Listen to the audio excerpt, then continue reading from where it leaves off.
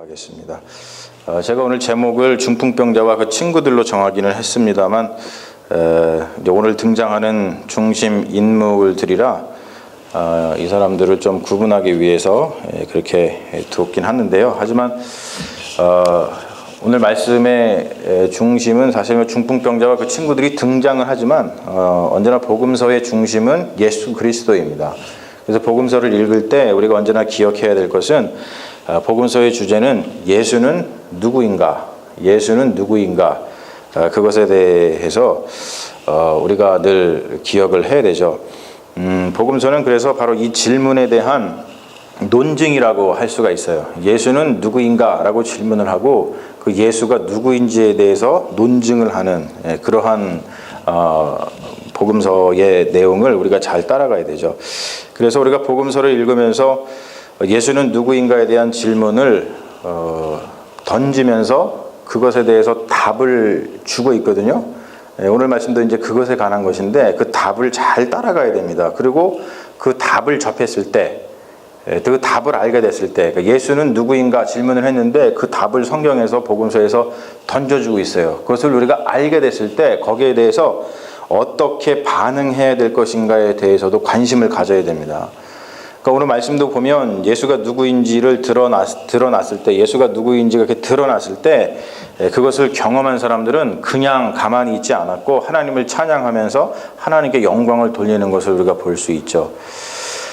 우리가 이렇게 모여서 예배, 찬양과 경배를 드리는 이유는 예수가 누구인지를 알게 된 것에 대한 반응입니다. 우리의 믿음은 예수를 아는 지식과 정비례해요. 예전에 제임스 패커라고 하는 유명한 복음주의 신학자가 있는데 그분이 한 15년 전에, 한 15, 16년 전에 한국에서 그분 책이 많이 소개되면서 뭐 하나님을 아는 지식, 예수를 아는 지식, 성령을 아는 지식, 그렇게 해가지고 그런 책이 굉장히 유행한 적이 있습니다. 거기서도 보면은 예수를 아는 지식, 그것이 너무나도 중요한데 왜 그러냐면 그것을 예수를 아는 만큼 우리의 믿음이 성장하기 때문에 그렇습니다. 그렇기 때문에 우리가 교회 다니면서 가장 힘써야 될 것은 뭐냐면 예수가 누구인지를 힘써 알아야 된다는 거예요. 할렐루야. 제일 중요한 겁니다. 그 외에 다른 것보다 중요한 게 없어요. 교회 다니는 사람들한테는. 나머지는 다 주변 것에 불과하죠. 오늘 이야기는 가버나움에서 있었던 일입니다. 가버나움은 갈릴리 호숫가 주변에 있었던 한 마을이죠. 거기에 한 집에서 머무실 때에 예수께서 가버나움 이 집에 머무신다는 그 소문이 사람들에게 알려졌어요. 그래서 사람들이 예수님을 만나러 몰려들었습니다. 오늘 말씀 보니까 2절에 많은 사람들이 모여서 문 앞까지도 들어설 자리가 없게 되었는데 라고 하는 말이 있어요. 그냥 이 한국말로 다 보면은 그냥 사람들이 막 몰려들었나 보다 이렇게 생각을 하는데 이 모여서라는 말의 헬라어를 보면은 이 모여서라는 말은 단순히 사람들이 그냥 막 몰려왔다 이런 뜻이 아닙니다. 그것이 아니라 분명한 목적을 함께 공유하고 그 목적을 향해서 관심을 가지고 모여드는 것을 묘사하는 단어입니다. 그 사람들이 그냥 와 하고 몰려든 게 아니라 어떤 목적이 있었고 그것을 사람들이 다 공유를 했어요. 그래서 같이 막 그 관심을 향해서 몰려드는 그런 형국이죠. 여러분 어렸을 때에 동네에 약장사가 왔죠. 약장사가 와가지고 약을 팔 때 뭐라 그러면서 팝니까? 한 번도 그거 안 해보셨어요? 제가 어렸을 때는 동네뿐만이 아니라 제가 저 말죽거리 출신이거든요. 말죽거리 아세요? 양재동? 말죽거리. 제가 말죽거리 출신인데 그 양재역 앞에 늘 약장사가 있었어요. 약장사가 약을 팔 때 꼭 얘기하는 게 뭐 보여준다 그러냐면 머리 2개 달린 뱀을 보여준대. 머리 2개 달린 뱀을 보여줄 테니까 모이라 그러죠. 그러면 사람들이 관심을 갖죠. 자, 여러분, 사람들이 관심을 갖는데 약에 관심을 가질까요? 머리 2개 달린 뱀에게 관심을 가질까요? 여러분들 같으면은 그 약장사를 보러 갈 때 약을 보러 가시겠어요? 아니면은 머리 2개 달린 뱀에 대해서 관심을 갖고 가시겠어요? 헷갈리죠? 헷갈리죠? 여러분, 우리가 교회 올 때 예수에게 관심이 있습니까? 아니면 다른 데 관심이 있습니까? 교회를 나오는 1차적인 목적은 예수님에게 관심이 있어서 오는 것이죠. 그래서 교회 올 때는 언제나 예수님 만나러 가자, 그런 마음을 가지고 와야 돼요. 오늘 어떤 마음을 가지고 오셨어요? 아이고, 또 수요일이네. 벌써 이렇게 시간이 됐나? 피곤해 죽겠는데 가서 그냥 자리라도 채워야지. 이런 마음 갖고 나오시면 안 된다는 거예요. 교회 나오실 때는 억지로라도 마음속에서 다시 리마인드를 시키십시오. 어떻게 시켜야 된다고요? 그래, 오늘 힘들고 어렵지만 피곤하지만 누구 만나러 가자? 예수님 만나러 가자. 여러분은 예수님 만나러 오신 줄로 믿습니다. 예수님 만나러 오신 줄로 믿습니다. 교회 올 때는 늘 그런 마음을 가지고 와야 돼요. 사도 바울의 표현에 의하면 교회는 그리스도의 몸이기 때문에 교회를 오는 것 자체가 그리스도를 만나는 일이 될 수가 있어요. 예수님은 보이지 않지만 성령으로 우리와 함께 하신다고 했습니다. 할렐루야. 중요한 것은 예수를 만나고자 하는 믿음이에요. 믿음. 아무런 기대도 없이 오면은 가뜩이나 눈에도 안 보이시고 여기 없는 것 같은 그분을 우리가 어떻게 만날 수 있겠어요? 믿음을 가지고 와야지 성령을 통해서 예수님을 만나는 역사가 우리에게 일어나는 줄로 믿습니다. 자, 교회는 누구 만나러 오는 거라고요? 예수님 만나러 오는 거예요. 장목사 만나러 오는 거 아닙니다. 예수님 만나러 오는 겁니다. 할렐루야. 많은 이들이 예수를 만나기 위해서 모였습니다. 그들은 예수에 대한 관심을 공유했어요. 너도 예수님한테 관심 있냐? 나도 예수님한테 관심 있어. 그러다 보니까 서로 이끌게 되겠죠. 함께 가보자. 야, 우리 같이 가자. 이렇게 서로를 격려하면서 모여들었습니다. 여러분, 사실은 이게 전도죠. 내가 예수님한테 너무 관심이 있는데 그 예수님을 만나가고 싶고 그 예수님이 전해준 하나님 나라, 예수님께서 우리에게 베풀어 주신 그 구원의 은혜 너무 관심이 있어가지고 우리 한번 같이 가보자. 이렇게 하면서 서로 이끌러서 함께 오는 것, 격려하면서 같이 오는 것, 이게 전도입니다. 그래서 이런 찬양도 있잖아요. 갈 길을 밝히 보이시니 주 앞에 빨리 나갑시다. 이런 찬양이 있어요. 그렇죠? 주 앞에 빨리 나가야 됩니다. 오늘 말씀이 그런 형국이에요. 사람들이 주 앞에 빨리 나가고 싶어요. 근데 그 모여든 사람들에게 예수님께서 도에 대해서 가르쳐줘요. 도에 대해서. 한국에 가면 이 도를 가르쳐주는 사람이 참 많아요. 지하철 타고서 이렇게 가다 보면은 특히 그 신천역에 굉장히 많았습니다. 제가 학교 끝나고 나서 다시 이제 집에 올라오고 거기 신천역 그 지하철 2호선으로 이렇게 오면은 거기서 그냥 가다가 갑자기 이렇게 오더니 나한테 도에 관심 있으세요? 맨날 이러는 분들이 있어요. 도에 관심 있으세요? 그들이 전하는 도는 사실 예수님이 말하는 그 도하고 완전히 다른 것이죠. 예수님이 전한 도는 다른 것이 아니라 바로 하나님 나라예요. 하나님 나라. 하나님의 나라. 그리고 그 하나님 나라를 예수 그리스도가 이 아주 여기에 있는 눈에 보이는 것으로 이렇게 보여주시는 것을 우리가 오늘 볼 수 있죠. 다른 말로 표현해서 사람들이 예수님에게 관심을 갖고 모여든 이유는 그들이 하나님 나라에 관심을 가졌다는 뜻입니다. 세상 나라와 대조되는 이 하나님 나라가 어떤 것인지 예수님은 자신의 말씀과 가르침과 또 치유 사역 이런 거 있죠. 사역을 통해서 분명하게 보여주셨어요. 오늘도 바로 예수님은 이 중풍병자의 치유 사건을 통해서 하나님 나라를 보여주고 계신다는 거예요. 오늘 이야기에는 중풍병자와 그의 친구들이 등장을 합니다. 우리가 다 아는 이야기예요. 중풍병자들의 친구들이 사람이 하도 많으니까 예수님을 만나기 어렵게 됐어요. 그러니까 이 사람들이 어떻게 해요? 지붕을 타고 올라갑니다. 지붕을 뚫어요. 지붕을 뚫어가지고 이스라엘의 옛날 집은 지금 같지 않아가지고 뚫기 쉬웠는데 지붕을 뚫어서 중풍병자를 예수님이 앉아 계신 방에 내려놓습니다. 최근에 한국에서 유명했던 시트콤이 있죠. 지붕 뚫고 하이킥이라는 그런 시트콤이 있었어요. 지붕 뚫고 중풍병자 이런 거 같아요. 이런 걸로다가 드라마 만들면은 잘 될 것 같은데 여러분 대단한 열정이죠. 대단한 열정입니다. 그런데 여러분 여기서 우리가 오해하지 말아야 할 것이 있습니다. 오해하지 말아야 될 것. 그게 뭐냐면 오늘 이 중풍병자와 그 친구들이 등장하는 이 이야기의 주요 논점은 믿음의 열정에 관한 것이 아닙니다. 혹자는 이렇게 얘기해요. 야, 구원을 받으려면 저렇게 극성 피울 줄 알아야지.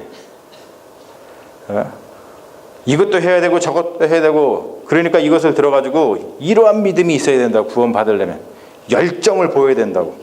기도도 열심히 하고, 선함 하나 뽑아야 되고, 예배도 열심히 드리고, 헌금도 열심히 하고, 선교도 열심히 하고, 다 열심히 하라라고 하면서 이 정도 믿음은 가지고 있어야 된다라고 하면서 구원 받으려면 그렇게 선동할 수가 있어요. 주님께 은혜를 받으려면 좀 극성맞은 믿음이 필요하다. 이렇게 오늘 말씀을 통해서 얘기할 수 있습니다. 하지만 여러분, 극성을 피워야지 은혜를 입습니까? 은혜를 입는 건 우리의 극성과 사실은 상관이 없어요. 여러분, 이걸 꼭 아셔야 돼요. 은혜는 그야말로 은혜입니다. 누구에게 달려 있어요? 하나님에게 달려 있어요. 은혜는 하나님에게 달려 있는 거예요. 우리가 극성을 아무리 피운다고 해도 하나님이 은혜를 우리의 극성에 따라서 하나님이 은혜를 베푸시는 게 결코 아닙니다. 여러분, 우리가 어떻게 구원을 받습니까? 여러분, 어떻게 구원을 받는다고 알고 계세요? 무엇으로 구원을 받아요? 믿음. 그렇죠. 믿음으로 구원을 받는다고 우리는 알고 있어요. 그런데 여러분, 우리는 사실은 믿음으로 구원을 받지만 믿음보다 더 중요한 게 있어요. 그게 뭐냐면 하나님의 은혜인 거예요. 우리는 하나님의 은혜로 구원을 받습니다. 하나님의 은혜로 구원받는데 바로 그 하나님의 은혜에 다가설 수 있는 방법이 뭡니까? 그게 믿음이라는 거예요. 그래서 에베소서 2장 8절이 이렇게 말씀하고 있죠. 너희는, 여기 제가 써놨는데요, 너희는 그 은혜에 의하여 믿음으로 말미암아 구원을 받으리니 이것은 너희에게서 난 것이 아니요 하나님의 선물이라. 우리나라에는 좀 잘 나타나 있질 않아요. 영어로 보면 어떻게 되어 있냐면 For it is by grace you have been saved. 뭘로 구원받았다고요? 그레이스로, 하나님의 은혜로 구원을 받았어요. through 뭐요? 믿음을 통해서. This is not from yourself, it is the gift of God, not by works, so that no one can boast. 구원은 하나님의 선물입니다. 하나님의 은혜에 다가설 수 있는 것은 예수를 믿는 믿음인 거예요. 그래서 우리가 사실은 믿음으로 구원받는다라고 얘기를 하지만 그게 그건 것 같지만 정확하게 구분을 하자면 구원받는 것은 하나님의 은혜로 구원받는 거예요. 그 은혜에 다가설 수 있는 방법이 예수 그리스도를 믿는 믿음이라는 거예요. 할렐루야. 그래서 중요한 것이죠, 믿음이. 하나님의 은혜는 절대적으로 중요하고요. 하나님의 은혜가 없으면은 절대로 우리는 구원을 받을 수가 없어요. 그래서 보면은 웨슬리의, 우리가 이제 감리교인들이니까 좀 더 나가서 알아볼 수 있는 게 뭐냐면 means of grace라고 있습니다. 구원을, 그러니까 은혜를 받는 방법, means of grace, 은혜의 수단이라 그러죠. 은혜의 수단. 은혜의 수단이 뭐냐면 이 웨슬리 목사님이 말씀하신 게 뭐냐면 우리가 하나님의 은혜를 받을 수 있는 수단들이 있다는 거예요. 그 수단이 뭐냐면 세 가지를 얘기하시는데 성례전, 특별히 성찬. 그래서 이 웨슬리 목사님은 성찬을 자주 받는 것이 좋다. 왜냐하면 하나님의 은혜가 우리에게는 늘 필요하니까. 그리고 또 기도를 통해서 하나님의 은혜를 받을 수 있고, 그리고 세 번째로 good works, 선행을 통해서 하나님의 은혜를 받을 수 있다라고 이야기를 합니다. 근데 여기서는 약간의 구분이 필요합니다. 구원의 은혜는 믿음이 필요해요. 구원의 은혜에 다가설 수 있는 것은 예수 그리스도를 통한 그 믿음이 필요합니다. 그런데 일상생활, 우리의 삶 속에서 필요한 은혜는 바로 이러한 웨슬리가 얘기한 성례전이라든지 기도라든지 선행을 통해서 하나님의 은혜를 우리가 충만히 받을 수 있다고 하는 것이죠. 좀 구분이 좀 필요합니다.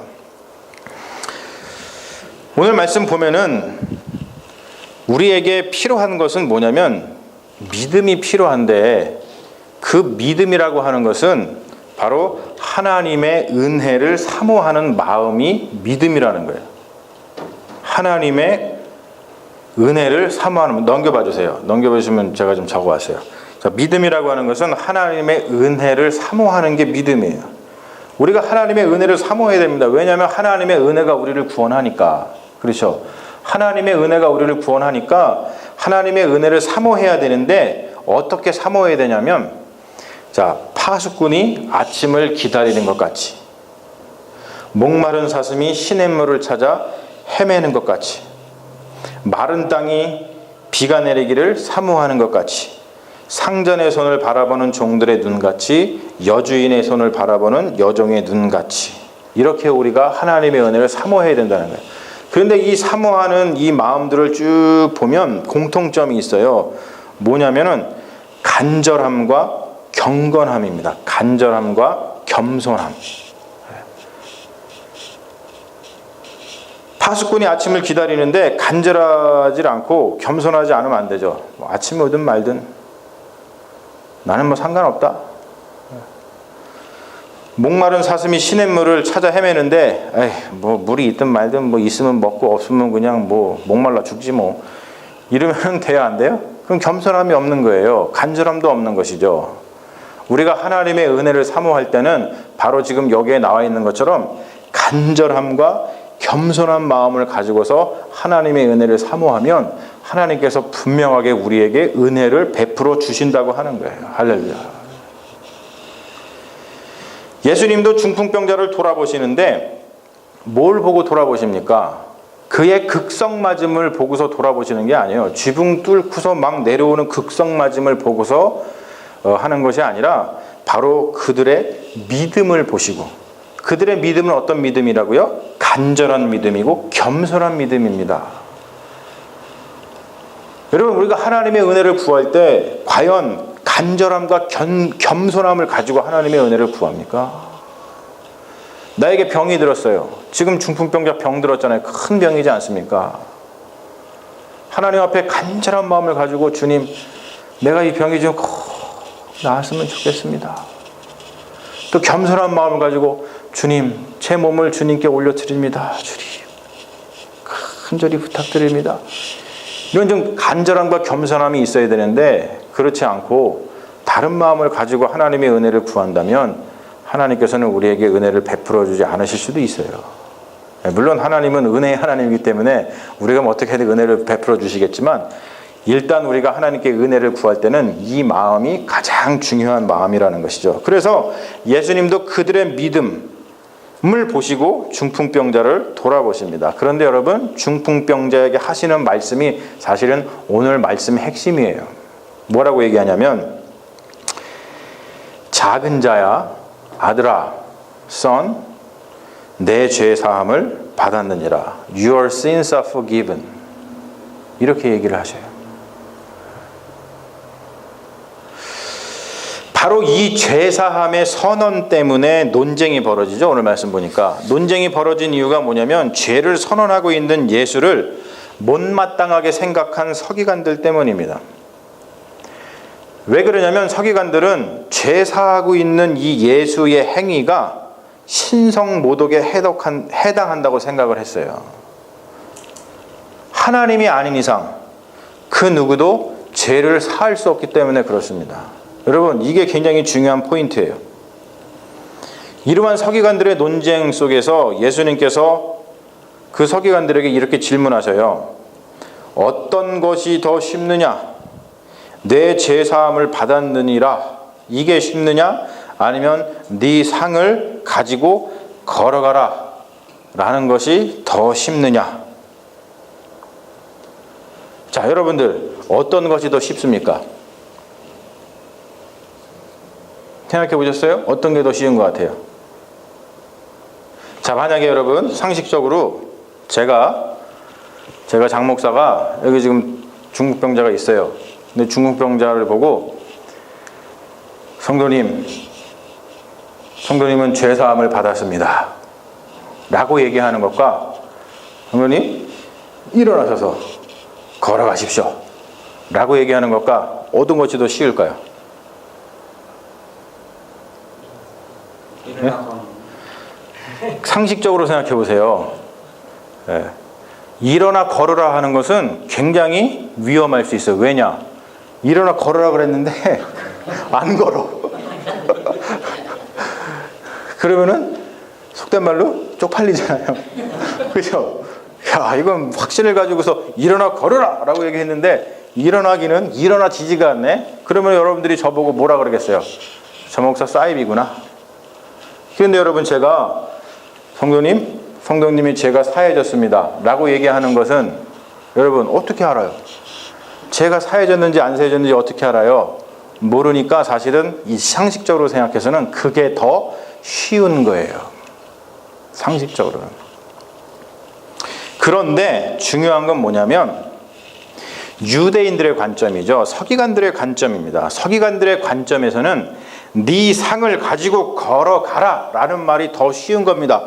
왜냐하면 죄를 사할 수 있는 자격 요건을 가진, 그 권세를 가진 분은 누구밖에 없기 때문에 하나님밖에 없기 때문에 그래요.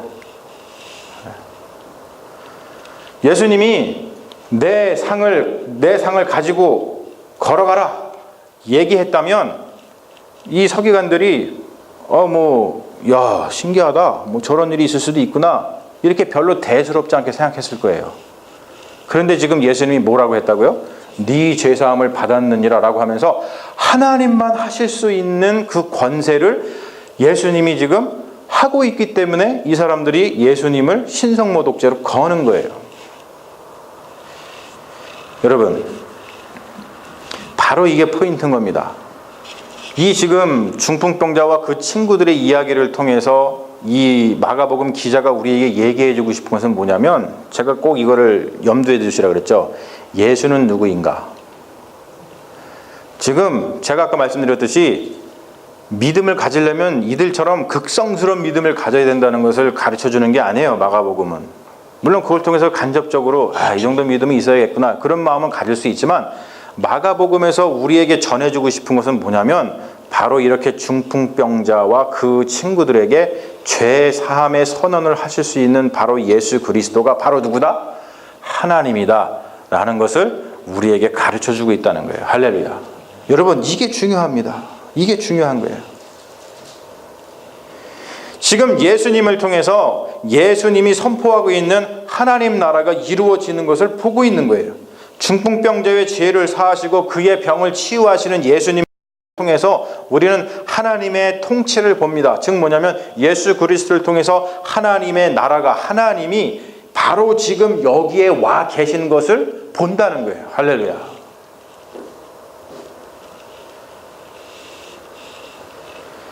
이 이야기에서 마지막으로 살펴봐야 될 것이 뭐냐면, 예수를 통해서 하나님의 나라를 경험한 자들의 반응입니다. 예수님을 통해서 하나님 나라를 경험하지 못한 자들, 오늘 말씀 속에서는 서기관들로 등장하고 있는데, 그들은 예수님이 누구인지를 알아보지 못하고 그냥 그가 하는 행동, 예수님이 하는 행동을 통해서 꼬투리를 잡아서 나쁜 짓 할 생각만 해요. 하나님이 지금 여기 와 계신 것을 깨닫지 못하니까 나쁜 짓 할 생각만 한다는 거예요. 그러나 여러분, 예수에게서 일어나고 있는 하나님 나라를 경험한 사람들은 오늘 말씀 보십시오. 하나님께 영광을 돌리면서 하나님을 찬양합니다. 그들이 다 놀라 하나님께 영광을 돌리며 이르되 우리가 이런 일을 도무지 보지 못하였다 하더라. 할렐루야. 여러분, 이게 바로 하나님 나라를 경험한 자들, 예수 그리스도가 하나님이라는 것을 깨닫고 경험한 자들이 보여야 되는 자연스러운 반응이라고 하는 거예요. 우리가 이렇게 나와서 하나님께 영광 돌리면서 예배 드리는 이유는 첫 번째, 하나님의 은혜를 입기 위해서이기도 하지만 두 번째, 우리가 우리의 삶 속에서 하나님의 은혜를 입어서 하나님의 나라를 경험했기 때문이기도 한 것입니다. 이 둘은 긴밀히 연결되어 있어요. 하나님의 은혜를 입지 못하면 하나님의 나라를 경험하기 쉽지 않아요, 우리 삶 속에서. 그래서 하나님의 은혜가 꼭 필요합니다. 하나님의 은혜가 꼭 필요해요. 그래서 여러분, 아까 제가 잠깐 말씀드렸듯이 존 웨슬리 목사님께서 얘기하셨듯이 예배 잘 드리고 성만찬 잘 참여하고 그리고 기도 열심히 하고 성경 열심히 읽고 선행 열심히 하고 이런 것을 통해서 봉사 열심히 하고 이런 것을 통해서 하나님의 은혜를 여러분 날마다 간구하십시오. 하나님의 은혜를 입지 못하면 우리의 삶 가운데서 하나님의 은혜를 경험하기가 어려워요. 하나님의 은혜를 경험하는 것은 하나님의 은혜에 의해서만 가능한 겁니다. 할렐루야. 이게 무슨 말씀인지 아시겠죠? 예. 하나님의 은혜를 경험해야지만 우리가 교회 와서 예배 시간에 하나님을 경배하고 찬양할 수 있는 그 마음이 이 마음 속에서 우러나오게 되는 거예요. 그러므로 여러분, 우리는 우선 하나님의 은혜를 간절히 사모하는 마음으로 예배에 나와야 됩니다. 은혜를 사모하십시오. 아까 제가 말씀드렸죠? 시냇물이 사슴을 찾듯이가 아니라 사슴이 시냇물을 찾듯이, 목마른 사슴이, 그렇죠? 저기 나와 있듯이 파수꾼이 아침을 기다리듯이 간절한 마음과 겸손한 마음으로 하나님의 은혜를 간절히 사모하는 마음으로 예배에 나오십시오. 그리고 예배를 통해서 받은 은혜를 통해서 삶 속에서 하나님 나라를 경험해야 됩니다. 여러분, 경험할 수밖에 없어요. 하나님의 은혜를 입은 자들은 우리의 삶 속에서 하나님의 은혜를 경험할 수밖에 없어요. 그렇게 된다면 하나님 나라를 경험한 자들의 찬양은 기쁘고 즐겁겠죠. 분명히 힘이 있을 겁니다. 그렇지 못한 자들의 찬양은 당연히 영혼 없는 찬양이 될 겁니다. 사랑하는 여러분, 하나님의 은혜를 간절히 사모하는 믿음의 자녀가 되시기를 주님의 이름으로 축원합니다. 하나님의 나라를 일상에서 경험하여서 하나님을 소리 높여 찬양하며 하나님께 영광 돌리는 믿음의 자녀가 되시기를 주님의 이름으로 축원합니다.